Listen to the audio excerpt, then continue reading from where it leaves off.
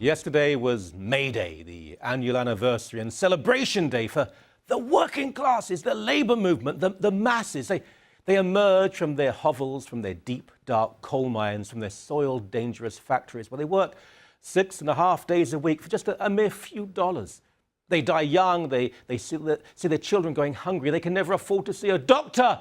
They're routinely humiliated by bosses who smoke cigars and then abuse young women workers. Every few months, they are charged by Cossacks on large horses who slash down good, honest workers at random with their massive, razor-sharp, blood-soaked sabers.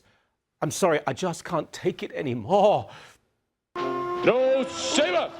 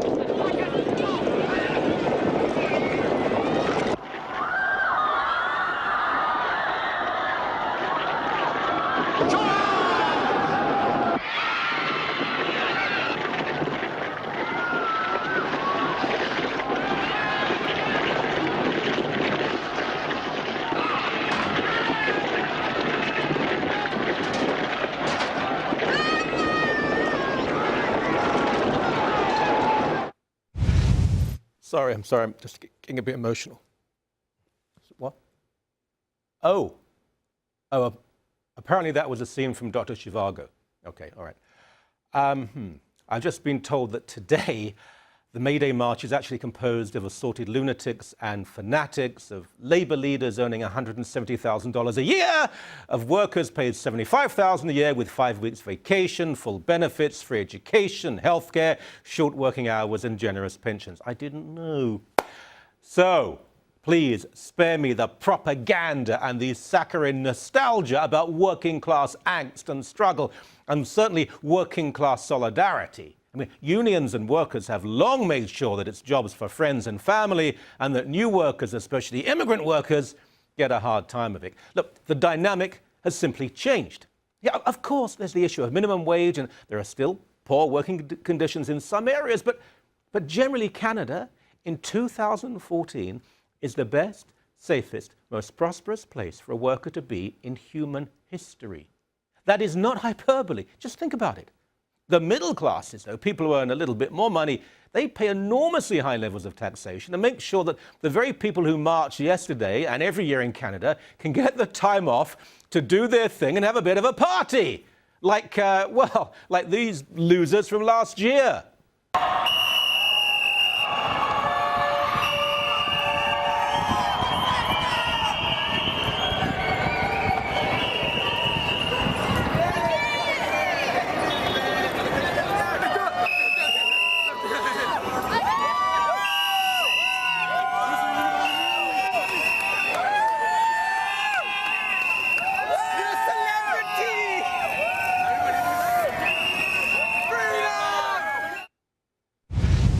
How dare you touch my skateboard? Yes, the workers, real people with real issues and real problems.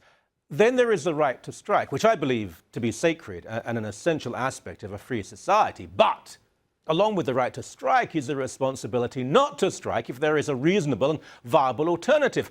But do you seriously believe that public service workers paid by you and paid extremely well withdraw their labour in a moderate manner? I mean, do you really think that teachers are oppressed and exploited and go on strike because they care about the kids and their education, or because they want more money and maybe less work?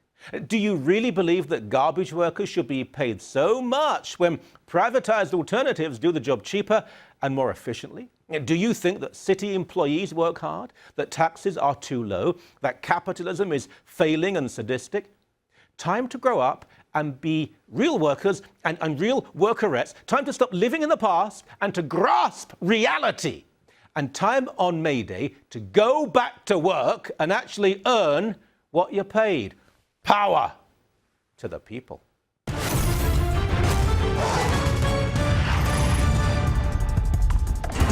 care about Earth welcoming back the 6,000 suppressed inventions that render pipelines obsolete? I got nothing. I mean, really, I cannot. Now, yesterday was May Day when the struggling masses, including that person, screamed their pain. And who better to share their pain than Marissa Semke, who's in studio, and Ada Savinsky, who's in Vancouver. I think a thorn between two roses or something like that. Welcome to both of you. Let's begin with you, Marissa, because you bravely went out there to the struggling masses and irritated them, really, didn't you? Well, listen, May Day, it's all about Workers' Rights Day, Michael, okay? And I went and everyone sort of had these pretty radical ideas, everything from communism to anger over a ban of contraband tobacco. Yeah. I mean, there were even the prostitution rights people out there, too. So I had a chance to talk to many people, and we, in fact, have a clip. So and they're really good clips, too. Let's play the first one, please. And you want to get rid of capitalism? Yes, exactly. Yeah, okay. So what's the alternative? What's the alternative? Well, see, that's a really long discourse. I can't even put it in words. Down with capitalism for sure. We need to raise the rates. We need to raise the minimum wage, $14 an hour. We need to raise ODSP rates. We need to raise Ontario Works. We need a guaranteed annual income. Do you support capitalism as a system? Hell no. And what system would you like to be implemented? Communism. Another way of looking at it would be that instead of being paid in money, that you're paid, given a good, instead that trading for goods and services rather than being dependent on artificial means of wealth. Just tell me why you're here. I want to ask you a bunch of questions. I mean, you're at a protest, right? Because capitalism is evil. How is capitalism evil? I would suggest you read the Communist Manifesto and Das Kapital to figure that one out. You know what becomes very obvious? They have not read Capital or the Communist Manifesto, because Marx and Engels, particularly Marx, did not say capitalism was evil. They said it was almost a perfected form of human achievement, but then had to fall to, first of all, dictatorship of proletariat, and then communism. Of course, Engels was the product of a very capitalist family. Now, I want to make one thing clear. I mean, there's one guy that I thought a bit, well, two I thought a bit sorry for. There may have been some sort of handicaps going on. But you didn't actually look for people like that. They were the only people who were there. Yeah, well, that's exactly right. On the subject of communism, and this was really an ideology that was being pushed, I challenged them a little, but quite frankly, it's like, we've tried that system, and it's not far short of 100 million people that have died at the hands of a single ideology. And you'll notice when you look through the video footage, the vast majority of people there were actually quite young. So to me, there's something wrong with our education system when there are children that are coming out of high school and university with this idea that communism somehow works and is a good thing. Most of them actually are coming out of high school, watching hockey, getting drunk, having fun, and then getting a job, actually. And there's always been a bunch of loonies on the periphery. But maybe, actually, but let's see another clip first from Ontario, because there's another one. Oh, I've seen this one. Can we see the other clip now, please? So should everyone be paid equally? Was that what you'd like to see? That would be the ideal, don't you think? Don't you think? Don't you think it would be good if everybody, because everybody could earn a decent wage? Why does anybody need more than a decent wage? Should a surgeon get paid the same as a garbage collector? Yeah.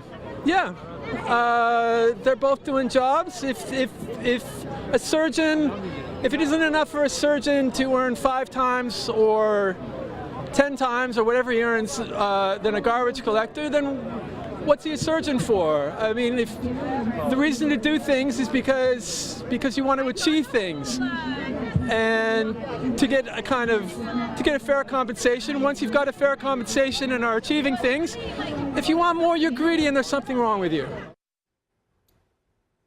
He's got a point. Actually, I would have them exchanging jobs. So, for a few weeks a year, the garbage collector becomes the surgeon and vice versa. I'd certainly volunteer for surgery. Yeah, listen, no disrespect to garbage workers, but I think a garbage worker would probably tell you that he's not qualified to perform brain surgery. I would love to have the salary of a brain surgeon, but there needs to be an incentive to go to school for, what is it, at least 10 years? Yeah. I mean, it's an interesting discussion to juxtapose the income of a surgeon and a nurse who works in intensive care. I mean, I think there's an argument to be made there, but You're quite right. Most garbage collectors would say, yeah, I want a decent wage, but I'm not a surgeon. I haven't got those qualifications or that skill.